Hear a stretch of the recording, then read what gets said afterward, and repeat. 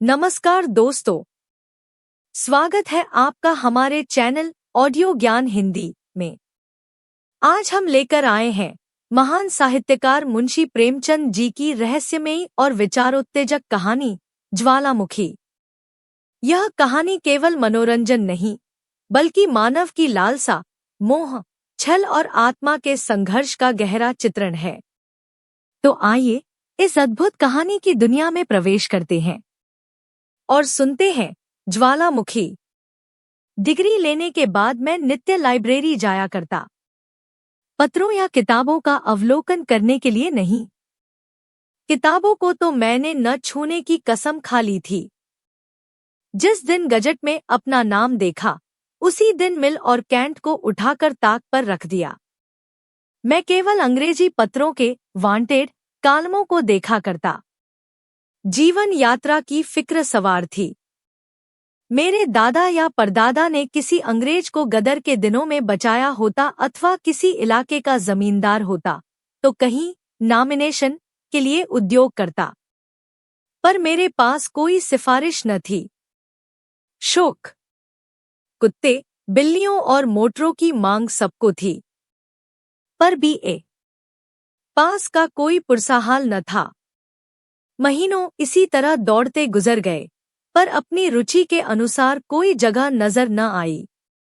मुझे अक्सर अपने बीए होने पर क्रोध आता था। ड्राइवर, फायरमैन, मिस्त्री, खानसामा या बावर्ची होता तो मुझे इतने दिनों बेकार न बैठना पड़ता। एक दिन मैं चारपाई पर लेटा हुआ एक पत्र पढ़ रहा था कि मुझे एक मांग अपनी इच्छा के अनुसार दिखाई दी।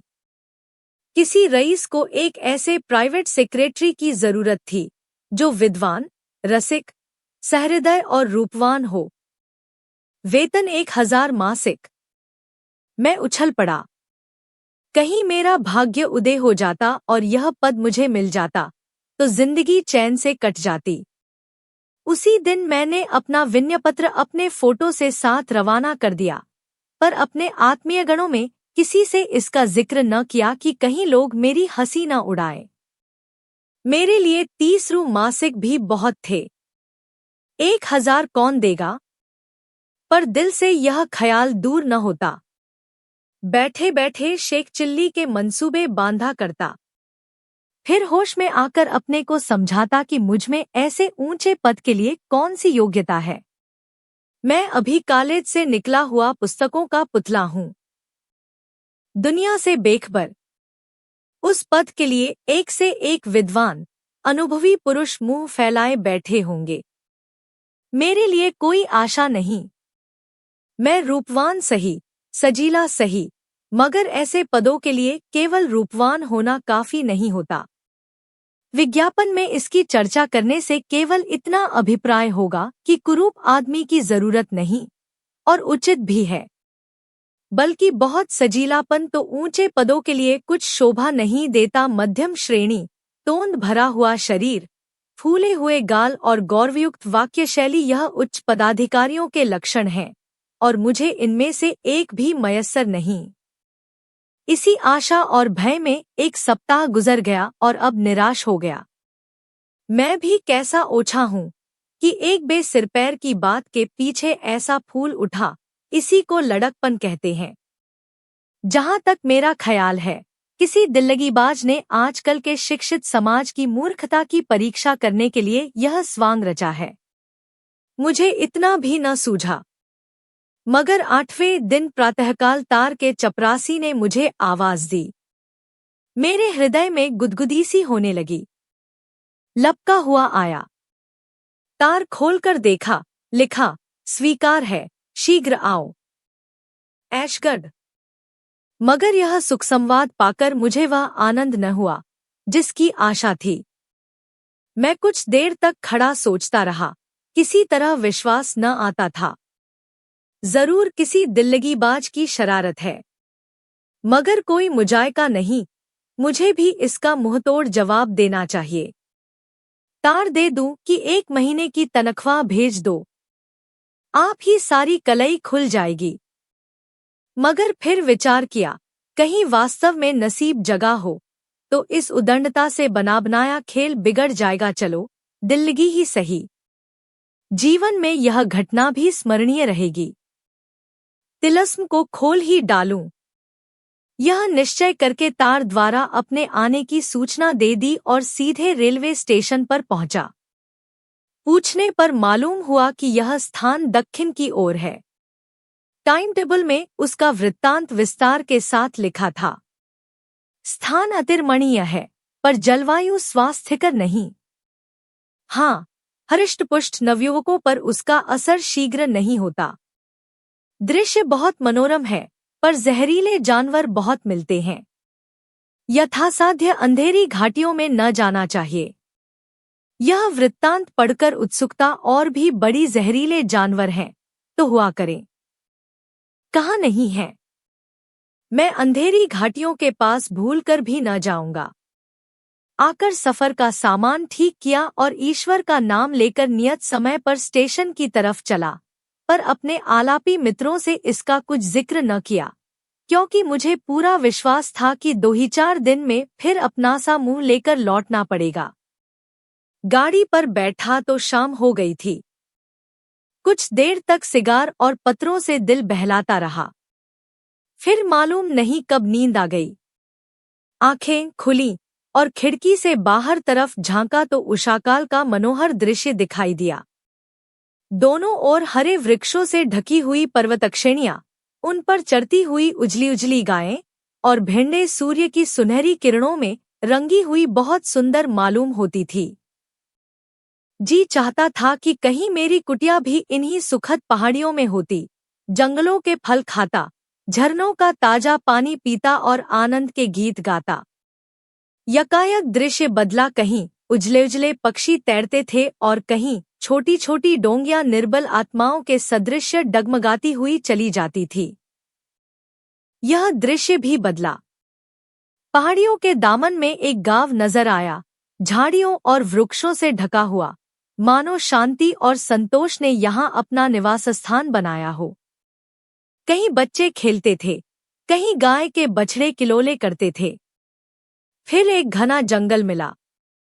झुंड के झुंड हिरन दिखाई दिए, जो गाड़ी की हाहाकार सुनते ही चौकड़ियां भरते दूर भाग जाते थे।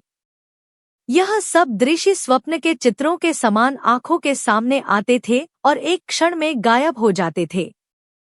उनमें एक अवर्णनीय शांतिदायिनी शोभा थी, जिससे हृदय में आकांक्षाओं के आवेग उठने लगते थे। आखिर ऐशगढ़ निकट आया। मैंने बिस्तर संभाला।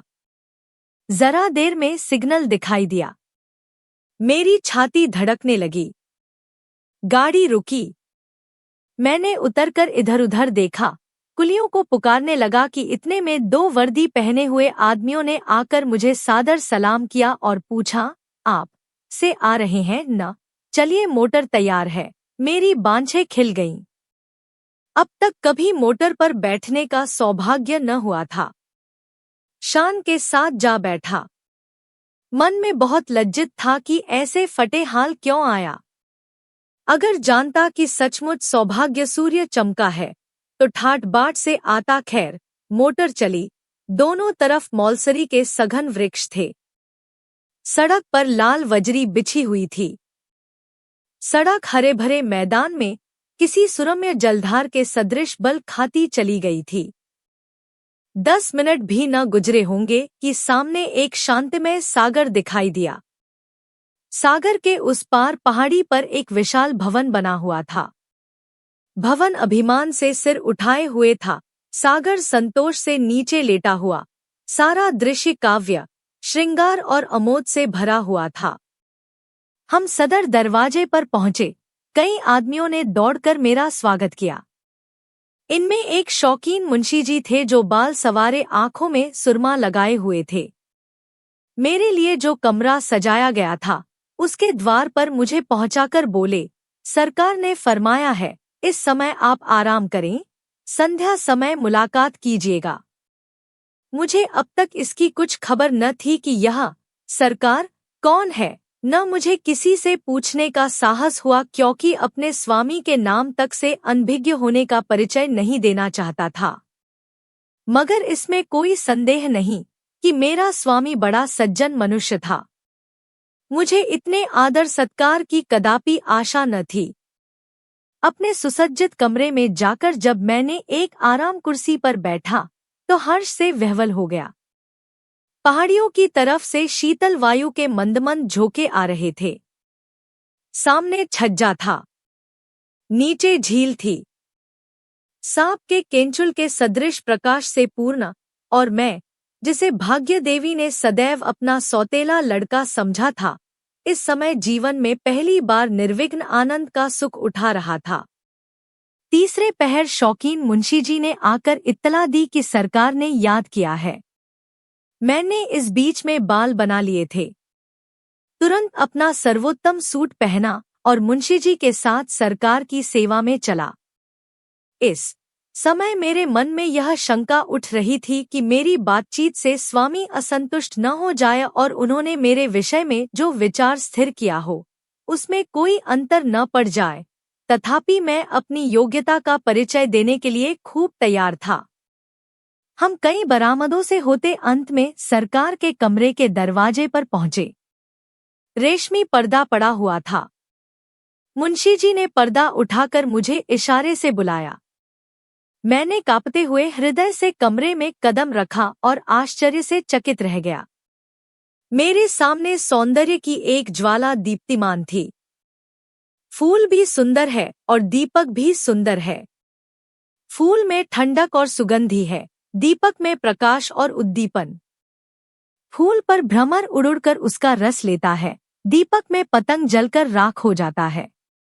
मेरे सामने कारचोबी मनसद पर जो सुंदरी विराजमान थी, वह सौंदर्य की एक प्रकाशमय ज्वाला थी। फूल की पंखुड़ियां हो सकती हैं, ज्वाला को विभक्त करना असंभव है। उसके एक एक अंग की प्रशंसा करना ज्वाला को काटना है। वह नक्शिक एक ज्वाला थी, वही दीपक, वही चमक, वही लालिमा, वही प्रभा। कोई चित्रकार सौंदर्य प्रतिमा का इससे इच्छा चित्र नहीं खींच सकता था। रमणी ने मेरी तरफ वात्सल्य दृष्टि से देखकर कहा, आपको सफर में कोई विशेष कष्ट तो नहीं हुआ? मैंने संभलकर उत्तर दिया, जी नहीं, कोई कष्ट नहीं हुआ। रमणी बोली, यह स्थान पसंद आया? मैंने साहसपूर्ण उत्साह के साथ जवाब दिया, ऐसा सुंदर स्थान पृथ्वी पर न होगा। हाँ, गाइडबुक देखने से विदित हुआ कि यहाँ का जलवायु जैसा सुखद प्रकट होता है, यथार्थ में वैसा नहीं। विषैले पशुओं की भी शिकायत है। यह सुनते ही रमणी का मुख सूर्य कांतिहीन हो गया। मैंने तो चर्चा इसलिए कर दी थी जिससे प्रकट हो जाए कि यहाँ आने में मुझे भी कुछ त्याग करना पड़ा है, पर मुझे ऐसा मालूम हुआ कि इस चर्चा से उसे कोई विशेष दुहक हुआ। पर क्षण भर में सूर्यमंडल से बाहर निकल आया, बोली, यह स्थान अपनी रमणीयता के कारण बहुधा लोगों की आंखों में खटकता है। गुण का निरादर करने वाले सभी जगह होते हैं, और यदि जलवायु कुछ हानिकर हो भी तो आप जैसे बलवान मनुष्य को इसकी क्या चिंता हो सकती है। रहे विषैले जीव जंतु, वह अपने नेत्रों के सामने विचर रहे हैं। अगर मोर, हिरन और हंस विषैले जीव हैं, जो निस्संदेह यहाँ विषैले जीव बहुत है। मुझे संशय हुआ कहीं मेरे कथन से उसका चित्त खिन्न न हो गया हो। गर्व से बोला, इन गाइडबुकों पर विश्वास करना सर्वथा भूल है। इस वाक्य से सुंदरी का हृदय खिल गया। बोली, आप स्पष्टवादी मालूम होते हैं, और यह मनुष्य का एक उच्च गुण है। मैं आपका चित्र देखते ही इतना समझ गई थी। आपको यह सुनकर आश्चर्य होगा कि इस पद के लिए मेरे पास 1 लाख से अधिक प्रार्थना पत्र आए थे। कितने एमए थे, कोई डीएससी था, कोई जर्मनी से PhD उपाधि किए हुए था। मानो यहाँ मुझे किसी दार्शनिक विषय की जांच करवानी थी। मुझे अब की ही यह अनुभव हुआ कि देश में उच्च शिक्षित मनुष्यों की इतनी भरमार है। कई महाशयों ने स्वरचित ग्रंथों की नामावली लिखी थी। मानो देश में लेखकों और पंडितों ही की आवश्यकता है। उन्हें कालगति का लेशमात्र भी परिचय नहीं है। प्राचीन धर्मकथाएं अब केवल अंधभक्तों के रसास्वादन के लिए ही हैं, उनसे और कोई लाभ नहीं है। यह भौतिक उन्नति का समय है। आजकल लोग भौतिक सुख पर अपने प्राण अर्पण कर देते हैं। कितने ही लोगों ने अपने चित्र भी भेजे थे। कैसी कैसी विचित्र मूर्तियां थीं, जिन्हें देखकर घंटों हंसिए। मैंने उन सभी को एक एल्बम में लगा लिया है और अवकाश मिलने पर जब हंसने की इच्छा होती है तो उन्हें देखा करती हूँ। मैं उस विद्या को रोग समझती हूँ जो मनुष्य को बनमानुष बना दे। आपका चित्र देखते ही आंखें मुग्ध हो गईं। तत्क्षण आपको बुलाने को तार दे दिया। मालूम नहीं क्यों, अपने गुण स्वभाव की प्रशंसा की अपेक्षा हम अपने बाह्य गुणों की प्रशंसा से अधिक संतुष्ट होते हैं, और एक सुंदरी के मुख से तो वह चलते हुए जादू के समान है। बोला, यथासाध्य आपको मुझसे असंतुष्ट होने का अवसर न मिलेगा। सुंदरी ने मेरी ओर प्रशंसापूर्ण नेत्रों से देखकर कहा, इसका मुझे पहले ही से विश्वास है। आइए, अब कुछ काम की बातें हो जाया। इस घर को आप अपना ही समझिए और संकोच छोड़कर आनंद से रहिए। मेरे भक्तों की संख्या बहुत है। वह संसार के प्रत्येक भाग में उपस्थित हैं और बहुधा मुझसे अनेक प्रकार की जिज्ञासा किया करते हैं। उन सबको मैं आपके सुपुर्द करती हूँ। आपको उनमें भिन्न भिन्न स्वभाव के मनुष्य मिलेंगे। कोई मुझसे सहायता मांगता है, कोई मेरी निंदा करता है, कोई सराहता है, कोई गालियां देता है। इन सब प्राणियों को संतुष्ट करना आपका काम है। देखिए, आज के पत्रों का ढेर है। एक महाशय कहते हैं, बहुत दिन हुए आपकी प्रेरणा से मैं अपने बड़े भाई की मृत्यु के बाद उनकी संपत्ति का अधिकारी बन बैठा था। अब उनका पुत्र वयस प्राप्त कर चुका है और मुझसे अपने पिता की जायदाद लौटाना चाहता है। इतने दिनों तक उस संपत्ति का उपभोग करने के पश्चात अब उसका हाथ से निकलना अखर रहा है। आपकी इस विषय में क्या सहमति है? इनको उत्तर दीजिए कि इस समय कूटनीति से काम लो, अपने भतीजे को कपट प्रेम से मिला लो, और जब वह निःशंक हो जाए तो उससे एक सादे स्टाम्प पर हस्ताक्षर करा लो। इसके पीछे पटवारी और अन्य कर्मचारियों की मदद से इसी स्टाम्प पर जायदाद का बैनामा लिखा लो। यदि एक लगाकर दो मिलते हों तो आगा पीछा मत करो। यह उत्तर सुनकर मुझे बड़ा कौतूहल हुआ। नीतिज्ञान को धक्का सा लगा।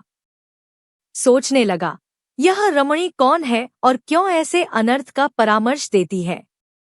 ऐसे खुल्लम खुल्ला तो कोई वकील भी किसी को यह राय न देगा।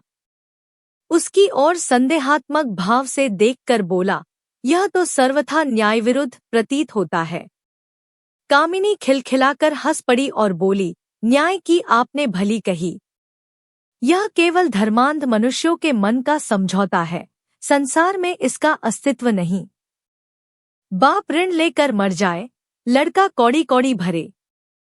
विद्वान लोग इसे न्याय कहते हैं, मैं इसे घोर अत्याचार समझती हूँ। इस न्याय के पर्दे में गांठ के पूरे महाजन की हेकड़ी साफ झलक रही है। एक डाकू किसी भद्र पुरुष के घर में डाका मारता है, लोग उसे पकड़कर कैद कर देते हैं। धर्मात्मा लोग इसे भी न्याय कहते हैं, किंतु यहाँ भी वही धन और अधिकार की प्रचंडता है।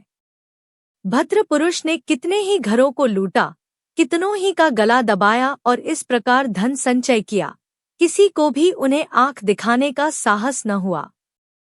डाकू ने जब उनका गला दबाया तो वह अपने धन और प्रभुत्व के बस से उस पर वज्र प्रहार कर बैठे। इसे न्याय नहीं कहते। संसार में धन, छल, कपट, धूर्तता का राज्य है। यही जीवन संग्राम है। यहाँ प्रत्येक साधन जिससे हमारा काम निकले, जिससे हम अपने शत्रुओं पर विजय पा सके, न्यायानुकूल और उचित है। धर्मयुद्ध के दिन अब नहीं रहे। यह देखिए, यह एक दूसरे सज्जन का पत्र है। वह कहते हैं, मैंने प्रथम श्रेणी में एमए पास किया, प्रथम श्रेणी में कानून की परीक्षा पास की, पर अब कोई मेरी बात भी नहीं पूछता। अब तक यह आशा थी कि योग्यता और परिश्रम का अवश्य ही कुछ फल मिलेगा, पर 3 साल के अनुभव से ज्ञात हुआ कि यह केवल धार्मिक नियम है। 3 साल से घर की पूंजी खा चुका। अब विवश होकर आपकी शरण लेता हूँ। मुझ हतभाग्य मनुष्य पर दया कीजिए और मेरा बेड़ा पार लगाइए। इनको उत्तर दीजिए कि जाली दस्तावेज बनाइए और झूठे दावे चलाकर उनकी डिग्री करा लीजिए। थोड़े ही दिनों में आपका क्लेश निवारण हो जाएगा। यह देखिए, एक सज्जन और कहते हैं, लड़की सयानी हो गई है। जहाँ जाता हूँ, लोग दायज की गठरी मांगते हैं। यहाँ पेट की रोटियों का ठिकाना नहीं। किसी तरह भलमनसी निभा रहा हूँ। चारों ओर निंदा हो रही है। जो आज्ञा हो उसका पालन करूँ। इन्हें लिखिए, कन्या का विवाह किसी बुढ़े खुर्राट सेठ से कर दीजिए। वह दायज लेने की जगह कुछ उल्टे और दे जाएगा। अब आप समझ गए होंगे कि ऐसे जिज्ञासुओं को किस ढंग से उत्तर देने की आवश्यकता है। उत्तर संक्षिप्त होना चाहिए। बहुत तीखा टिप्पणी व्यर्थ होती है। अभी कुछ दिनों तक आपको यह काम कठिन जान पड़ेगा, पर आप चतुर मनुष्य हैं। शीघ्र आपको इस काम का अभ्यास हो जाएगा। तब आपको मालूम होगा कि इससे सहज और कोई उपाय नहीं है। आपके द्वारा सैकड़ों दारुण दुख भोगने वालों का कल्याण होगा और वह आजन्म आपका यश गाएंगे। मुझे यहाँ रहते 1 महीने से अधिक हो गया, पर अब तक मुझ पर यह रहस्य न खुला कि यह सुंदरी कौन है। मैं किसका सेवक हूँ? इसके पास इतना अतुल धन, ऐसी ऐसी विलास की सामग्रियां कहाँ से आती हैं? जिधर देखता था, ऐश्वर्य ही का आडंबर दिखाई देता था। मेरे आश्चर्य की सीमा न थी, मानो किसी तिलिस्म में फंसा हूँ। इन जिज्ञासाओं का इस रमणी से क्या संबंध है, यह भेद भी न खुलता था। मुझे नित्य उससे साक्षात होता था। उसके सम्मुख आते ही मैं अचेत सा हो जाता था। उसकी चितवनों में एक आकर्षण था जो मेरे प्राणों को खींच लिया करता था। मैं वाक्य शून्य हो जाता, केवल छिपी हुई आंखों से उसे देखा करता था। पर मुझे उसकी मृदुल मुस्कान और रसमयी आलोचनाओं तथा मधुर काव्यमय भावों में प्रेमानंद की जगह एक प्रबल मानसिक अशांति का अनुभव होता था। उसकी चितवनें केवल हृदय को बाणों के समान छेदती थी। उसके कटाक्ष चित्त को व्यस्त करते थे। शिकारी अपने शिकार को खिलाने में जो आनंद पाता है, वही उस परम सुंदरी को मेरी प्रेमातुरता में प्राप्त होता था। वह एक सौंदर्य ज्वाला थी, जलाने के सिवाय और क्या कर सकती है। पर मैं पतंग की भांति उस ज्वाला पर अपने को समर्पण करना चाहता था। यही आकांक्षा होती कि उन पदकमलों पर सिर रखकर प्राण दे दूं। यह केवल उपासक की भक्ति थी, काम और वासनाओं से शून्य। कभी कभी वह संध्या के समय अपने मोटरबोट पर बैठकर सागर की सैर करती तो ऐसा जान पड़ता मानो चंद्रमा आकाश लालिमा में तैर रहा है। मुझे इस दृश्य में सुख प्राप्त होता था। मुझे अब अपने नियत कार्यों में खूब अभ्यास हो गया था। मेरे पास प्रतिदिन पत्रों का पोथा पहुंच जाता था। मालूम नहीं किस डाक से आता था। लिफाफों पर कोई मोहर न होती थी। मुझे इन जिज्ञासुओं में बहुधा वह लोग मिलते थे जिनका मेरी दृष्टि में बड़ा आदर था। कितने ही ऐसे महात्मा थे जिनमें मुझे श्रद्धा थी। बड़े बड़े विद्वान लेखक और अध्यापक, बड़े बड़े ऐश्वर्यवान रईस, यहाँ तक कि कितने ही धर्म के आचार्य नित्य अपनी राम कहानी सुनाते थे। उनकी दशा अत्यंत करुणाजनक थी। वह सबके सब मुझे रंगे हुए सियार दिखाई देते थे। जिन लेखकों को मैं अपनी भाषा का स्तंभ समझता था, उनसे घृणा होने लगी। वह केवल उचक्के थे जिनकी सारी कीर्ति चोरी, अनुवाद और कतरब्यौंत पर निर्भर थी। जिन धर्म के आचार्यों को मैं पूज्य समझता था, वह स्वार्थ, तृष्णा और घोर नीचता के दलदल में फंसे हुए दिखाई देते थे। मुझे धीरे धीरे यह अनुभव हो रहा था कि संसार की उत्पत्ति से अब तक लाखों शताब्दियां बीत जाने पर भी मनुष्य वैसा ही क्रूर, वैसा ही वासनाओं का गुलाम बना हुआ है। बल्कि उस समय के लोग सरल प्रकृति के कारण इतने कुटिल, दुराग्रहों में इतने चालाक न होते थे। एक दिन संध्या समय उस रमणी ने मुझे बुलाया। मैं अपने घमंड में यह समझता था कि मेरे बागपन का कुछन कुछ असर उस पर भी होता है। अपना सर्वोत्तम सूट पहना, बाल संवारे और विरक्त भाव से जाकर बैठ गया। यदि वह मुझे अपना शिकार बनाकर खेलती थी, तो मैं भी शिकार बनकर उसे खिलाना चाहता था। ज्यों ही मैं पहुंचा, उस लावण्यमयी ने मुस्कुराकर मेरा स्वागत किया, पर मुखचंद्र कुछ मलिन था। मैंने अधीर होकर पूछा, सरकार का जी तो अच्छा है? उसने निराश भाव से उत्तर दिया, जी हाँ, 1 महीने से एक कठिन रोग में फंस गई हूँ। अब तक किसी भांति अपने को संभाल सकी हूँ, पर अब रोग असाध्य होता जाता है। उसकी औषधि निर्दय मनुष्य के पास है। वह मुझे प्रतिदिन तड़पते देखता है, पर उसका पाषाण हृदय जरा भी नहीं पसीजता। मैं इशारा समझ गया। सारे शरीर में एक बिजली सी दौड़ गई। सांस बड़े वेग से चलने लगी। एक उन्मत्तता का अनुभव होने लगा। निर्भय होकर बोला, संभव है, जिसे आपने निर्दय समझ रखा हो वह भी आपको ऐसा ही समझता हो और भय से मुंह खोलने का साहस न कर सकता हो। सुंदरी ने कहा, तो कोई ऐसा उपाय बताइए जिससे दोनों ओर की आग बुझे। प्रियतम, अब मैं अपने हृदय की दहकती हुई विरहाग्नि को नहीं छिपा सकती। मेरा सर्वस्व आपको भेंट है। मेरे पास वह खजाने हैं जो कभी खाली न होंगे। मेरे पास वह साधन है जो आपको कीर्ति के शिखर पर पहुंचा देंगे। मैं समस्त संसार को आपके पैरों पर झुका सकती हूँ। बड़े बड़े सम्राट भी मेरी आज्ञा को नहीं टाल सकते। मेरे पास वह मंत्र है जिससे मैं मनुष्य के मनोवेगों को क्षणमात्र में पलट सकती हूँ। आइए, मेरे हृदय से लिपटकर इस दाहक्रांति को शांत कीजिए। रमणी के चेहरे पर जलती हुई आग की सी कांति थी। वह दोनों हाथ फैलाए कामोन्मत्त होकर मेरी ओर बढ़ी।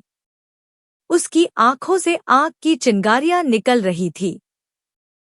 परंतु जिस प्रकार अग्नि से पारा दूर भागता है, उसी प्रकार मैं भी उसके सामने से एक कदम पीछे हट गया। उसकी प्रेमातुरता से मैं भयभीत हो गया, जैसे कोई निर्धन मनुष्य किसी के हाथों से सोने की ईंट लेते हुए भयभीत हो जाए। मेरा चित्त एक अज्ञात आशंका से कांप उठा। रमणी ने मेरी ओर अग्निमय नेत्रों से देखा, मानो किसी सिंहनी के मुंह से उसका आहार छिन जाए, और सरोष होकर बोली, यह भीरुता क्यों? मैं बोला, मैं आपका तुच्छ सेवक हूँ, इस महान आदर का पात्र नहीं। रमणी कहती है, आप मुझसे घृणा करते हैं? मैं कहता हूँ, यह आपका मेरे साथ अन्याय है। मैं इस योग्य भी तो नहीं कि आपके तलुओं को आंखों से लगाऊं। आप दीपक हैं, मैं पतंग हूँ, मेरे लिए इतना ही बहुत है। रमणी नैराश्यपूर्ण क्रोध के साथ बैठ गई और बोली, वास्तव आप निर्दयी हैं, मैं ऐसा न समझती थी। आप में अभी तक अपनी शिक्षा के कुसंस्कार लिपटे हुए हैं।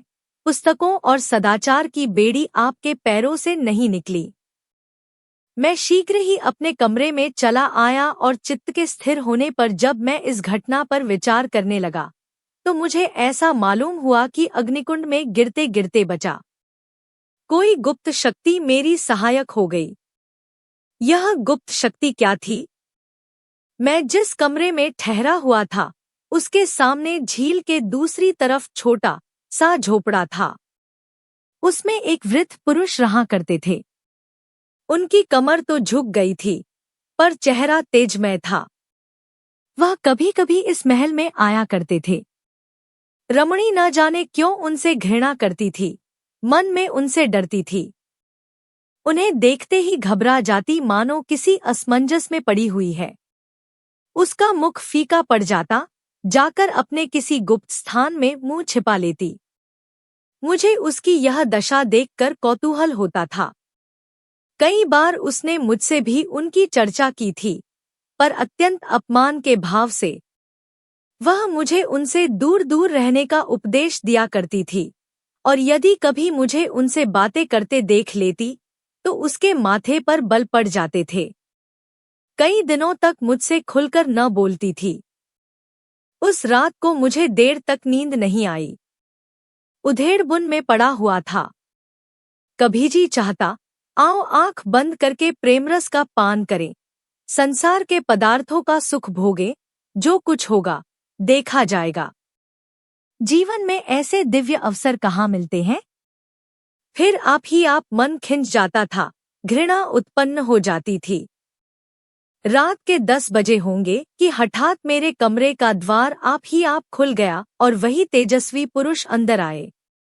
यद्यपि मैं अपनी स्वामिनी के भय से उनसे बहुत कम मिलता था, पर उनके मुख पर ऐसी शांति थी और उनके भाव ऐसे पवित्र तथा कोमल थे कि हृदय में उनके सत्संग की उत्कंठा होती थी। मैंने उनका स्वागत किया और लाकर एक कुर्सी पर बैठा दिया। उन्होंने मेरी ओर दयापूर्ण भाव से देखकर कहा, मेरे आने से तुम्हें कष्ट तो नहीं हुआ? मैंने सिर झुकाकर उत्तर दिया, आप जैसे महात्माओं का दर्शन मेरे सौभाग्य की बात है। महात्मा जी निश्चिंत होकर बोले, अच्छा तो सुनो और सचेत हो जाओ। मैं तुम्हें यह चेतावनी देने के लिए आया हूँ। तुम्हारे ऊपर एक घोर विपत्ति आने वाली है। तुम्हारे लिए इस समय इसके सिवाय और कोई उपाय नहीं है कि यहाँ से चले जाओ। यदि मेरी बात न मानोगे तो जीवन पर्यंत कष्ट भोगोगे और इस मायाजाल से कभी मुक्त न हो सकोगे। मेरा झोपड़ा तुम्हारे समाने था, मैं भी कभी कभी यहाँ आया करता था, पर तुमने मुझसे मिलने की आवश्यकता न समझी। यदि पहले ही दिन तुम मुझसे मिलते तो सहस्रों मनुष्यों का सर्वनाश करने के अपराध से बच जाते। निस्संदेह तुम्हारे कर्मों का फल है, जिसने आज तुम्हारी रक्षा की। अगर यह पिशाचिनी एक बार तुमसे प्रेमालिंगन कर लेती तो फिर तुम कहीं के नहीं रहते। तुम उसी दम उसके अजायबखाने में भेज दिए जाते। वह जिस पर रीछती है उसकी यही गत बनाती है, यही उसका प्रेम है। चलो इस अजायब घर की सैर करो, तब तुम समझोगे कि आज किस आफत से बचे। यह कहकर महात्मा जी ने दीवार में एक बटन दबाया। तुरंत एक दरवाजा निकल आया। यह नीचे उतरने की सीढ़ी थी। महात्मा उसमें घुसे और मुझे भी बुलाया। घोर अंधकार में कई कदम उतरने के बाद एक बड़ा कमरा नजर आया। उसमें एक दीपक टिमटिमा रहा था। वहां मैंने जो घोर, वीभत्स और हृदय विदारक दृश्य देखे, उसका स्मरण करके आज भी रोंगटे खड़े हो जाते हैं। इटली के अमर कवि डैंटी ने नरक का जो दृश्य दिखाया है, उससे कहीं भयावह, रोमांचकारी तथा नारकीय दृश्य मेरी आंखों के सामने उपस्थित था। सैकड़ों विचित्र देहधारी नाना प्रकार की अशुद्धियों में लिपटे हुए भूमि पर पड़े करा रहे थे। उनके शरीर मनुष्यों के से थे, लेकिन चेहरों का रूपांतर हो गया था। कोई कुत्ते से मिलता था, कोई गीदड़ से, कोई बनबिलाव से, कोई सांप से। एक स्थान पर एक मोटा, स्थूल मनुष्य एक दुर्बल, शक्तिहीन मनुष्य के गले में मुंह लगाए उसका रक्त चूस रहा था। एक और दो गिद्ध की सूरत वाले मनुष्य एक सड़ी हुई लाश पर बैठे उसका मांस नोच रहे थे। एक जगह एक अजगर की सूरत का मनुष्य एक बालक को निगलना चाहता था, पर बालक उसके गले में लटका हुआ था। दोनों ही जमीन पर पड़े छटपटा रहे थे। एक जगह मैंने अत्यंत पैशाचिक घटना देखी। दो नागिन की सूरत वाली स्त्रियां एक भेड़िए की सूरत वाले मनुष्य के गले में लिपटी हुई उसे काट रही थी। वह मनुष्य घोर वेदना से चिल्ला रहा था। मुझसे अब और न देखा गया। तुरंत वहां से भागा और गिरता पड़ता अपने कमरे में आकर दम लिया। महात्मा जी भी मेरे साथ चले आए। जब मेरा चित्त शांत हुआ तो उन्होंने कहा, तुम इतनी जल्दी घबरा गए, अभी तो इस रहस्य का एक भाग भी नहीं देखा। यह तुम्हारी स्वामिनी के बिहार का स्थान है और यही उसके पालतू जीव हैं। इन जीवों के पिशाचाभिनय देखने में उसका विशेष मनोरंजन होता है। यह सभी मनुष्य किसी समय तुम्हारे ही समान प्रेम और प्रमोद के पात्र थे, पर उनकी यह दुर्गति हो रही है। अब तुम्हें मैं यही सलाह देता हूँ कि इसी दम यहाँ से भागो, नहीं तो रमणी के दूसरे वार से कदापि न बचोगे। यह कहकर महात्मा अदृश्य हो गए। मैंने भी अपनी गठरी बांधी और अर्धरात्रि के सन्नाटे में चोरों की भांति कमरे से बाहर निकला। शीतल आनंदमय समीर चल रहा था, सामने के सागर में तारे छिटक रहे थे, मेहंदी की सुगंधी उड़ रही थी। मैं चलने को तो चला, पर संसार सुखभोग का ऐसा सोअवसर छोड़ते हुए दुहक होता था। इतना देखने और महात्मा के उपदेश सुनने पर भी चित्त उस रमणी की ओर खिंचता था। मैं कई बार चला, कई बार लौटा, पर अंत में आत्मा ने इंद्रियों पर विजय पाई। मैंने सीधा मार्ग छोड़ दिया और झील किनारे किनारे गिरता पड़ा, कीचड़ में फंसता हुआ सड़क तक आ पहुंचा। यहाँ आकर मुझे एक विचित्र उल्लास हुआ, मानो कोई चिड़िया बाज के चंगुल से छूट गई हो। यद्यपि मैं एक मास के बाद लौटा था, पर अब जो देखा तो अपनी चारपाई पर पड़ा हुआ था। कमरे में जरा भी गर्द या धूल न थी। मैंने लोगों से इस घटना की चर्चा की तो लोग खूब हंसे और मित्रगण तो अभी तक मुझे प्राइवेट सेक्रेटरी कहकर बनाया करते हैं। सभी कहते हैं कि मैं 1 मिनट के लिए भी कमरे से बाहर नहीं निकला, महीने भर गायब रहने की तो बात ही क्या। इसलिए अब मुझे भी विवश होकर यही कहना पड़ता है कि शायद मैंने कोई स्वप्न देखा है। कुछ भी हो, परमात्मा को कोटि कोटि धन्यवाद देता हूँ कि मैं उस पापकुंड से बचकर निकल आया। वह चाहे स्वप्न ही हो, पर मैं उसे अपने जीवन का एक वास्तविक अनुभव समझता हूँ, क्योंकि उसने सदैव के लिए मेरी आंखें खोल दी। तो दोस्तों, यह थी मुंशी प्रेमचंद जी की अद्भुत कहानी ज्वालामुखी। उम्मीद है कि आपको यह कहानी पसंद आई होगी और इससे जीवन की एक महत्वपूर्ण सीख भी मिली होगी। अगर आपको हमारा यह प्रयास अच्छा लगा हो तो वीडियो को लाइक करें, शेयर करें और चैनल ऑडियो ज्ञान हिंदी को सब्सक्राइब करना न भूलें। ऐसी ही प्रेरणादायक कहानियां और ज्ञानवर्धक ऑडियो सुनने के लिए जुड़े रहिए हमारे साथ। धन्यवाद। फिर मिलेंगे एक नई कहानी के साथ।